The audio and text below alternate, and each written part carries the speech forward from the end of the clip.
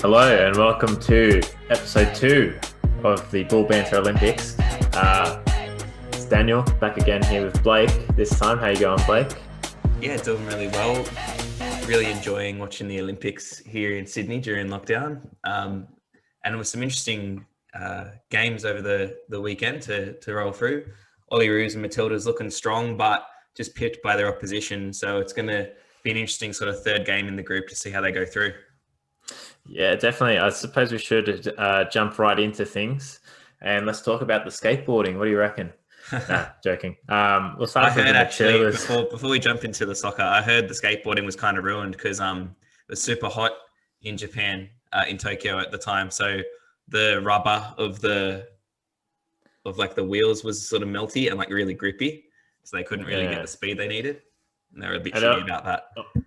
honestly, like seeing the setup they had, like obviously I've never skateboarded in my life, but having those new rails and stuff, like surely it'd be a little bit easier to, grind on a rail that has a bit more wear on it, Like Yeah, surely based on you all my can. experience playing Tony Hawk's Pro Skater 2, Yeah. I really recommend that the skaters, press triangle when they come to the rail, Uh, but yeah, football. That's why we're here. That's why we've got a show. So I suppose we'll hop right into the Matildas versus Sweden game.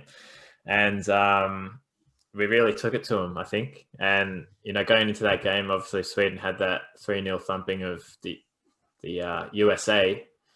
Yeah. But we took it to them, you got to say. Yeah, I was expecting us to be a bit more dominated, considering, I mean, we played well and commanded proceedings against New Zealand, but in the grand scheme of things, New Zealand are kind of slouches in women's football, and you could see that from the scoreline in the other match in Group G.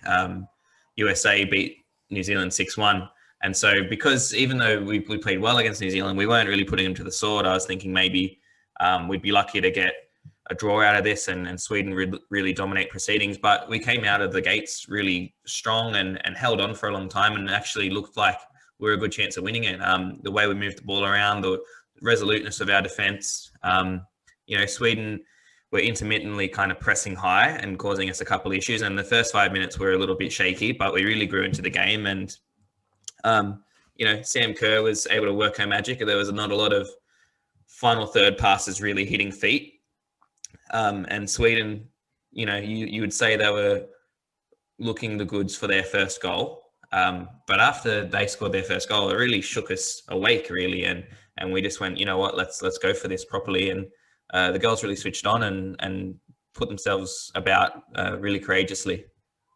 Yeah, obviously it did end 4-2, but typically you see that scoreline, you think, oh, we've been outplayed, but it's a lot closer than the scoreline would suggest,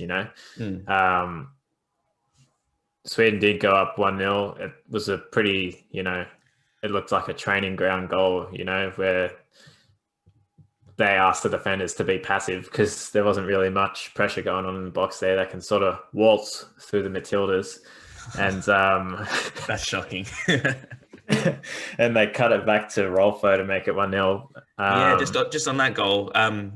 It was one of those ones where just the ball kind of fell. Fortunately, a player dives in, they're out of position, they can't scramble back. And that unfortunately was Steph Catley.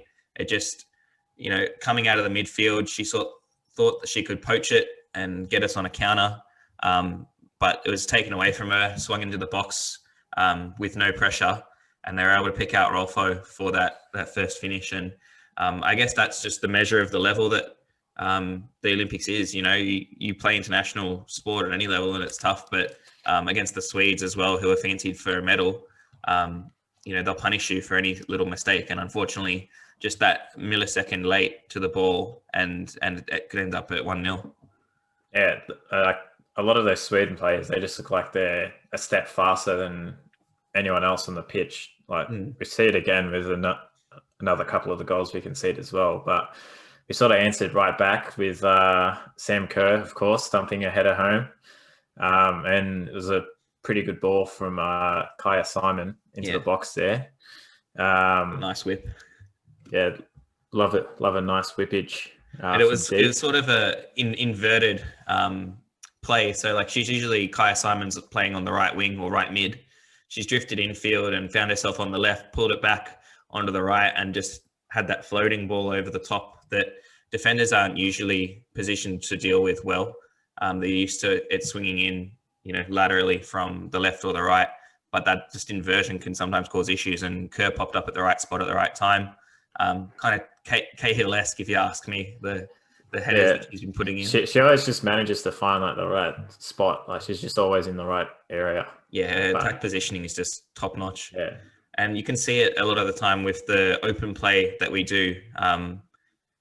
Apart from Caitlin Ford every now and then linking with her, there's not been a whole lot of combination play with Kerr. It's usually finding her on her own and allowing her to beat a player, and then it's on, or it's a swinging into the box. So if we can get more, combinations with Kerr, with her sort of, step ahead of thinking when she's putting herself in those positions, I think we could really profit. But those type of players are hard to come by.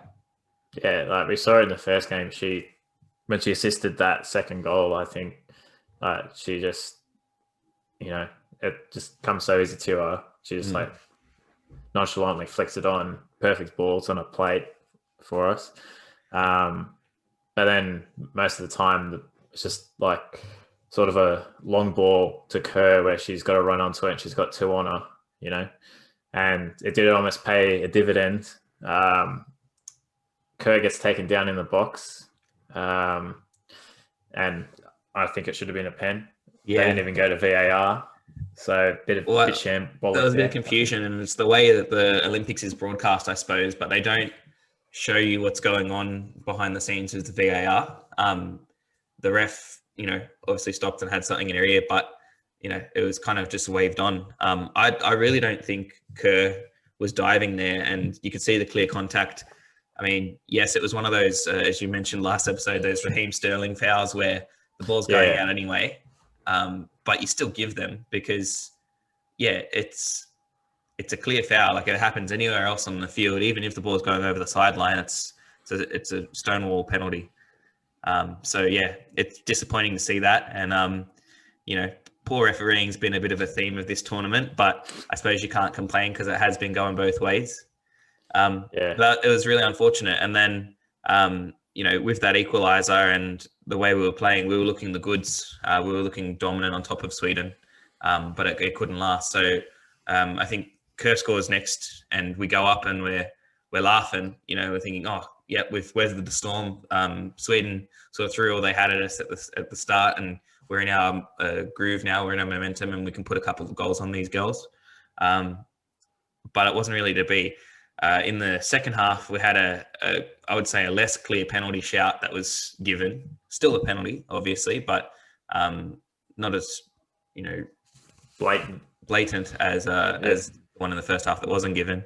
So Kerr steps up, and immediately, if you know anything about the Matildas and their road to the Olympics and watching them back since the 2018 World Cup or even before, Sam Kerr's a bit iffy with her penalties.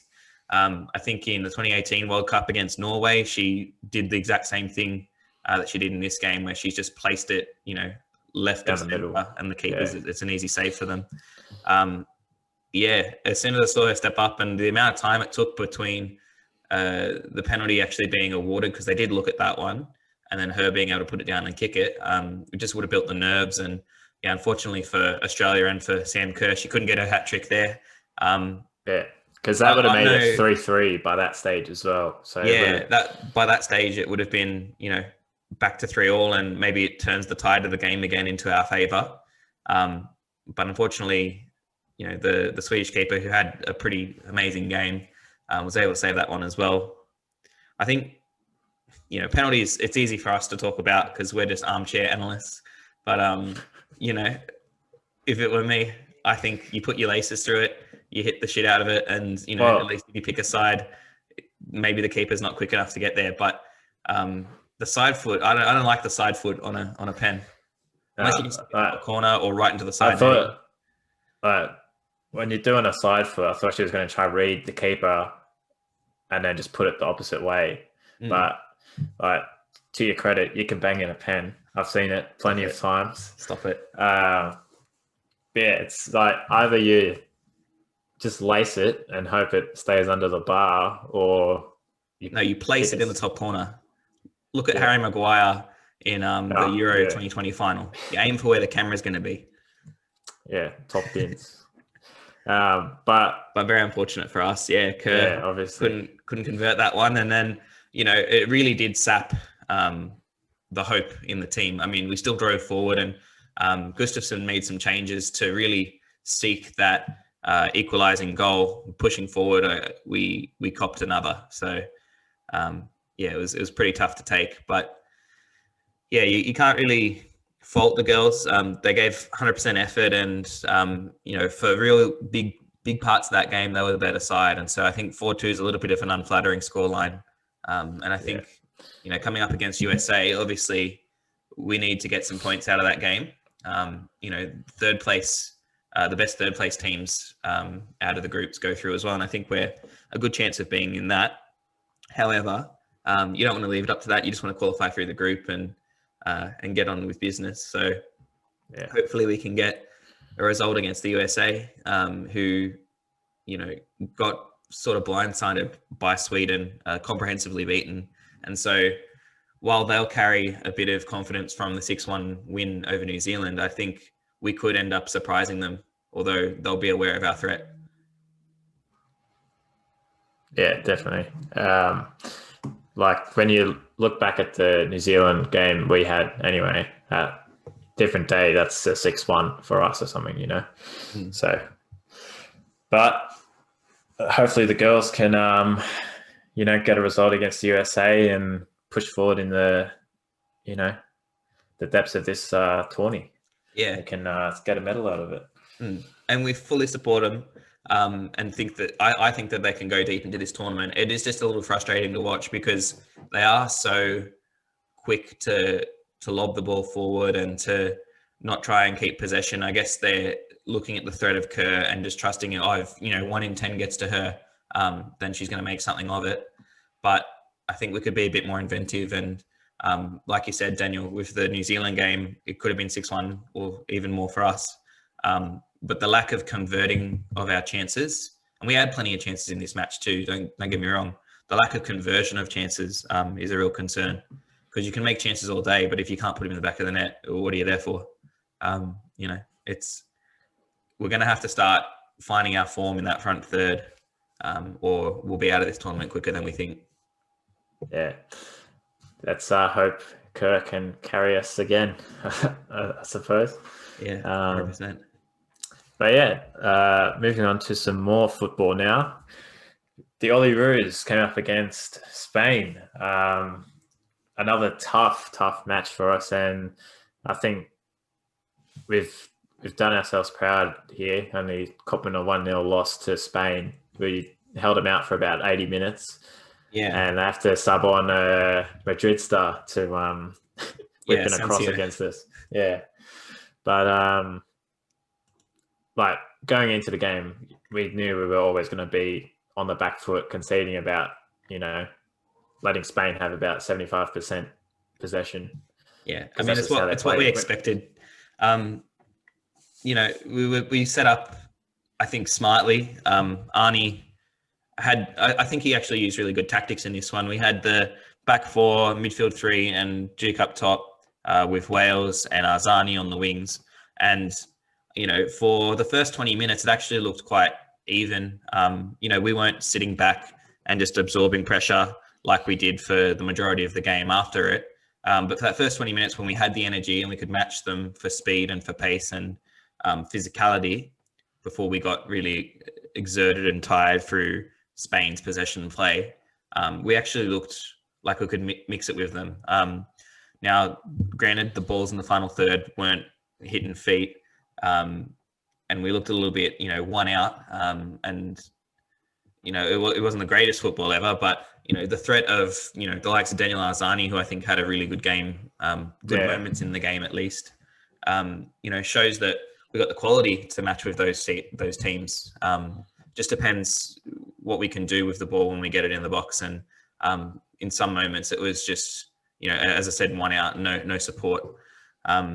Mitch Duke, I think he's an important player for us. And I questioned his involvement in the squad when you're thinking, like, we could bring up to 3 over 23 players. Surely there's a better striker than Mitch Duke going around. But I see what he brings to our side. He's that fulcrum. They can bomb it up to Dukey, and then he holds it up, midfield get it, and he can get it and hold it up and distribute it to Arzani or Wales running through. And he'll win those 50-50s as well. That's it. And he's smart. Like, if you look at the way we set up defensively, which we were for a lot of the game when Spain was passing it around and looking for that little bit of space to do something. Duke, he looks like he's tired. Like he has the body language of someone who's not running, but he's always switched on up here. And, he caught out, he intercepted quite a few passes, against Spain that obviously didn't lead to much, but, it's a good sort of player to have because it puts, I guess, a second guess through the opposition defense when they've got the ball. They're going to go, oh, am I actually going to make that pass? Or is this guy actually going to stick his foot out and intercept it? So he didn't give him a quiet night, even though he couldn't get much going forward happening. What else did you see in this match, Dan?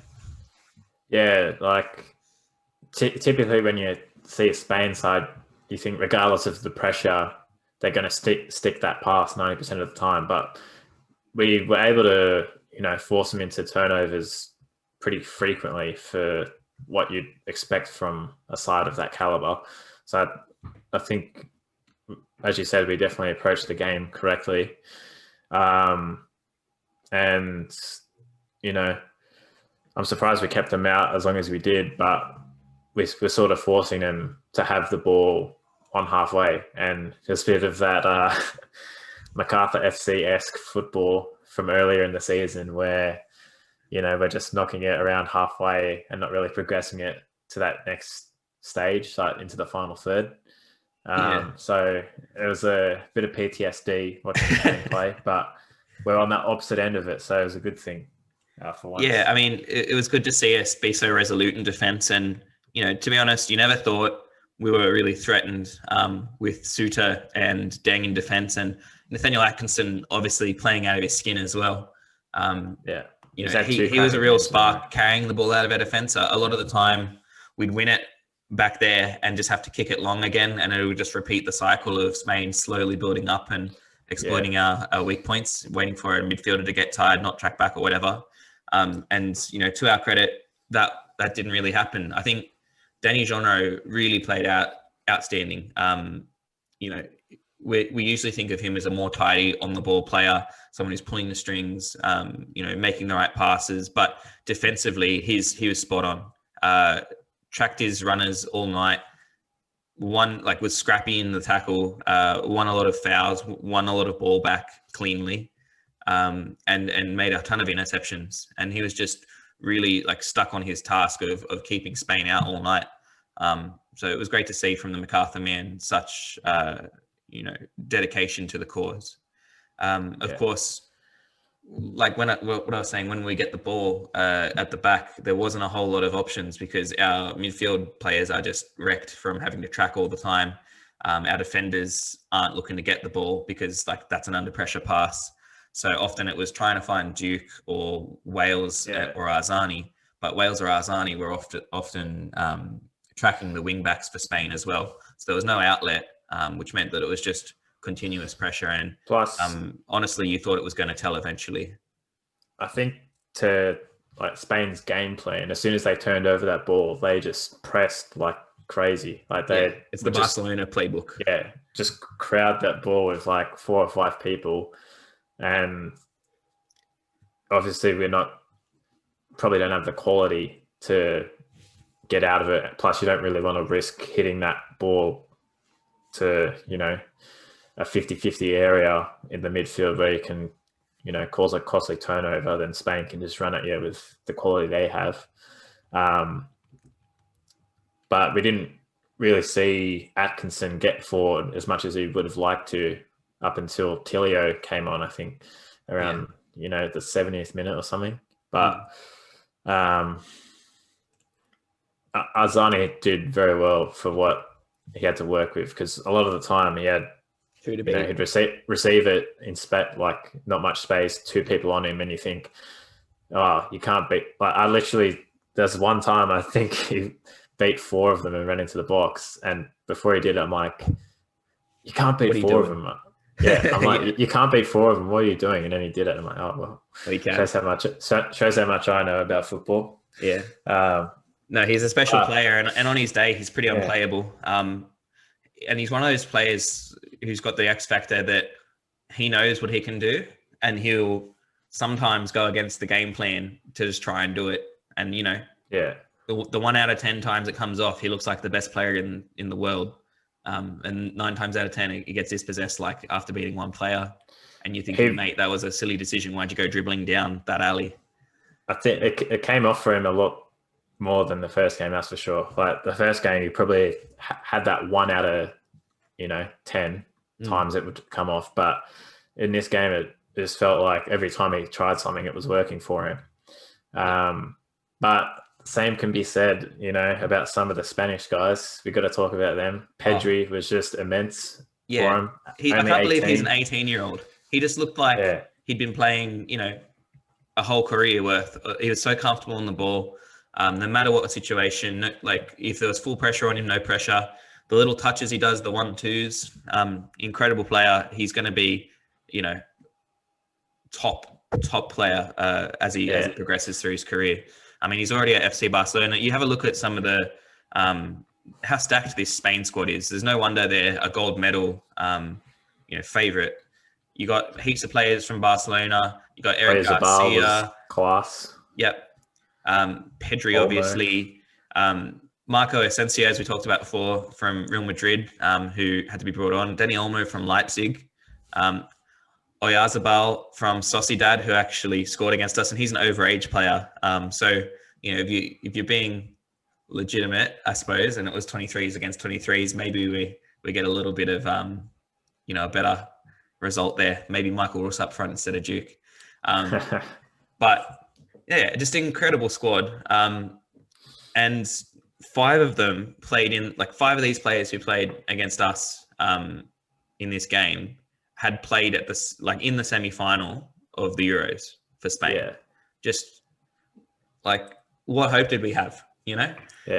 But it's an incredible achievement just to hold them to 1. I mean, Spain had the same problem in the Euros, and that's where they scored. But still, like a lot to take from that performance. Yeah, Spain had the same problem in the Euros. Like they play good football, they keep possession, they create a ton of chances, but like same thing at the Euros, they just couldn't find the back of the net. And like realistically, Glover was like most of the shots were right at him. Thankfully, Pedri had a volley on like the edge of the box or something, and then there was a few other half chances. But other than that, like it wasn't a glaring opportunity. No. Yeah, the only thing that sort of made you uncomfortable was the amount of ball they had in our box. But we were kind of scrambling. We were smart. Like we were not diving in, especially with this ref, where if you threw yourself to the ground and just said, "Hey," he bought it and probably blew the whistle. So we were really smart to not dive in and just play, I guess, reactive to Spain. Now, of course, what that means is any sort of 1-2 throws you out of whack, or we're second best to most of the balls, but it meant that we were blocking a lot of what they could do. It took some real creativity to get a clear shot on goal. So I have a lot to like about our defense. But yeah, what did you make of Arnie switching it up, the formation, once we went down? I didn't mind it because, like, I thought the moment Tilio stepped on the pitch, like, we just elevated, and we were on top of them for like a solid 5 minutes, which is hard to do against Spain. As soon as you come on, like it just felt like the rest of the squad just like lifted up, and for some reason, just because Tilio came on, for some reason Atkinson was able to get forward more. Well, I think it was more the formational change. So we went from 4 at the back to 5 at the back. We brought Kai Rolls on, and Arzani came off. And so what you had was basically McGree just in behind Duke. We still had the wingers, But then you also had wing backs because we were able to play three in the center of defense with Rolls, Deng, and Suter. So Joel King and Nathaniel Atkinson could basically overlap as wingers, and the actual wingers we did have could tuck inside a little bit more. So I wouldn't mind to see more of that. Yeah, I liked it, especially like the whole point or the whole reason we were really under the pump defensively for the majority of the match was because the wing backs, for Spain were able to get so far forward, especially Cucurella. Despite how well he was marshaled by Atkinson, he was getting into some really dangerous areas, and Olmo as well was getting fed down the other side. So yeah, I think that change of formation just for that 10 minutes after we made the change, Spain didn't really know how to deal with it. And because they'd been pressing so hard and they had the goal, they were like, oh, let's fall off a little bit. And we were able to wrestle back into the match. But even then, it didn't really lead to too many golden opportunities at all. Yeah. I think we only had 2 shots on goal after everything. Yeah. But, I think you come up against a different side with, that's not completely stacked. And we saw it against Argentina even. We were able to create some good chances going forward. But I think Spain is just they're just next level. So I don't think you can really complain with the lack of chances. Yeah. But Genre had that nice run. And then unfortunately just, he got under it, skied it. And then there was a few half chances where we just couldn't find that killer ball at the end to someone in the box. But I suppose we should talk about the yellow cards because Mitch Duke and I think McGree missed the Egypt match, which and two pretty big losses. Atkinson got one late, and that's a real big miss. I mean, apart from the fact that Duke's yellow was completely over the top, like the ref had no reason to give that. It was one of those ones where he'd already beaten the player and was, running after the ball. But as he's kind of evading the challenge, he's kind of put his hand on the player to just push off. I think McGree's was pretty soft as well. McGree's. I think McGree's was more valid.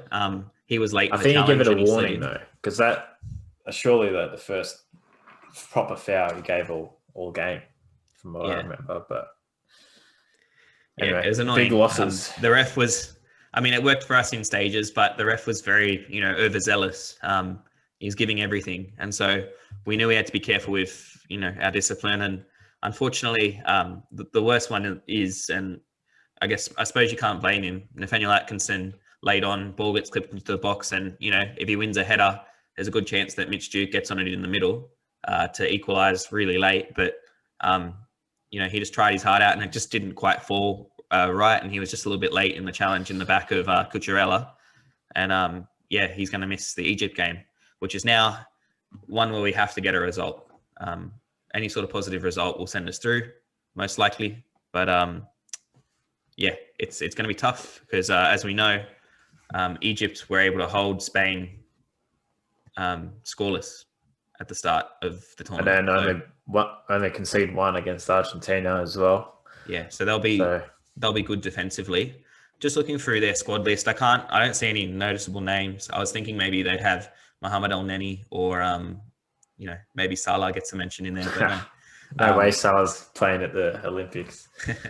Liverpool, mate, Liverpool.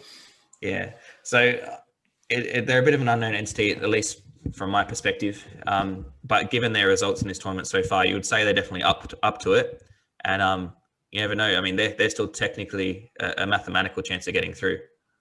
So yeah, I think it might be one of those games where it's just like a 0-0, like stalemate, and we just got to hope that Egypt don't, nick a late one against us or something against the run of play. But it'll be interesting to see too how we go because, obviously, very sapping of your energy when you're 90 minutes basically defending against Spain. Obviously, Arnie will be forced to make some changes with the unavailable players in McGree, Atkinson, and Duke. But, do you think he'll rotate the rest of the squad around? And will that, mess with the balance of what we've created there? Look, I don't think he is in the position to rest any of the guys in the squad, because I think, well, if there's any concerns about second yellows, I think they're reset for the knockout stage anyway. Yeah. But you've got to go all out. You can't be, just taking it for granted, thinking, oh, we're going to cruise here. You got to still play like that same 11, but obviously we've got a few positions to fill out. I'd like to see Tilio get a start for us, or some more minutes rather than 20 minutes or so that he gets on the field. But who do we have available to bring in for like Atkinson and McGree? Sort of. Obviously, D'Agostino might start up top. Caleb Watts can play right back. We've also got Kai Rolls and Jay Bagalo, who I don't know much about him, but apparently he's quite decent and a big physical presence. So we might have a bit of tinkering even. Maybe Arnie plays 5 at the back to give our wingers like maybe a bit more defensive responsibility, but a bit more maybe control as well. So we're not just setting up on the counter. It'll be interesting. I think Metcalf and John Rowe in that midfield do such a good job of just keeping things ticking over, not giving the ball away. So they're really integral. D'Agostino will start up top, and he's like, it's interesting that we're starting with Duke because he can do the same job, and he's got a bit more weapons in his arsenal. He's got a bit more in his kit. He scored the goal against Uzbekistan that was able to send us to the Olympics in the first place in extra time. So big game definitely dangerous, and you've seen what he can do in the A-League as well. He's got towering aerial presence, very quick, tidy with his feet, just a little bit inexperienced in terms of his age, but he'll be a strong striker, probably for the Socceroos as he goes through his career. And do you think we stick with Wales? Obviously, he had a cracker first game, and then, the last game he sort of went missing. But suppose you could say it's just the inverse of Arzani, where first game he was missing, but then he has an absolute stormer against Spain. Yeah, I don't think you can blame Lachie Wales too much for going missing against Spain. Like he had to track his man. They were positionally dominant for the majority of the match, and he had to do his defensive responsibilities, and they'd take it out of you. I think Arzani, maybe Arnie gives him a bit more license to not slack off, but like not track back as often. Maybe if we're in the 5 at the back, he'll definitely have that license to be a bit more attacking minded. Yeah. But no, I think Arnie will probably switch it around a bit. I think Tilio will get more minutes. Probably Kai Rolls might play right back. And then, we'll just have to rotate in some other players. But I think D'Agostino is good for a start, and I think he'll bring home the goods for us. I think he'll get on the score sheet. Yeah, so I suppose we should hit up some predictions. You think D'Agostino is going to score for us? What do you think the final score is going to be here? I think it'll be a 1-0. I think D'Agostino will score late-ish in the second half, like probably after 70 minutes. It won't be the 90th minute screamer, but I think it'll be tense, and we'll be probably on top of things with Egypt having a couple of flurries of counterattacks. That just put the frighteners through us a bit. We'll be anxious, and then D'Agostino will rise above the rest and just nod a header in. I think it's going to be a draw, whether it's 0-0 or 1-1. That's what I'm feeling going into this one, even though Egypt haven't scored at this competition yet. Yeah, I don't see us conceding, so I feel like as long as we get it right, attacking-wise, we'll go through. Yeah.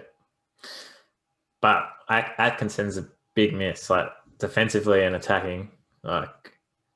He was pulling out some insane defensive plays against Spain. So, well, hopefully we won't end up needing him. But it's not a luxury we have. We just got to push through. We've got to go, all out for 90 minutes against Egypt and get out of the group of death, which would be a huge achievement on its own. And from there, sky's the limit. What we don't want to have is qualifying through third place, because I'm pretty sure looking at other groups, we could end up playing against like a Brazil or Netherlands which would be a tough task. So it's not what you want.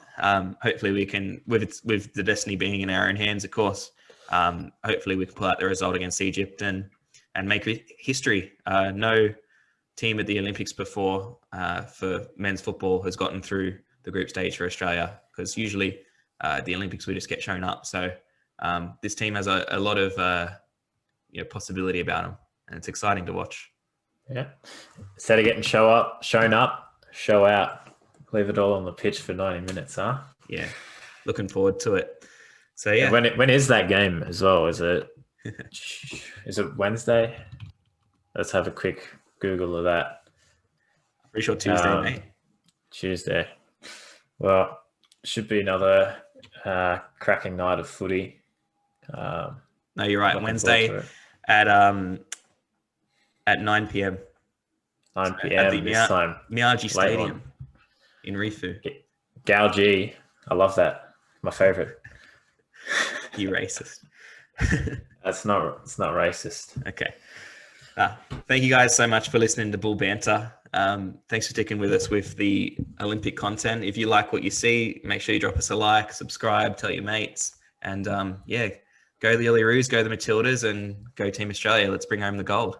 And leave a comment on what other Olympic sports you want us to cover. Trampolining. What else we got? Mate, I've been getting right into the. To be fair, we won gymnastics. We won the 400. We won the 400 women's swimming. I think. Oh yeah, Ariana got a gold there. Yeah. Get your Titmus shots. It's vaccine season. Stop. Okay. Just stop. Goodbye.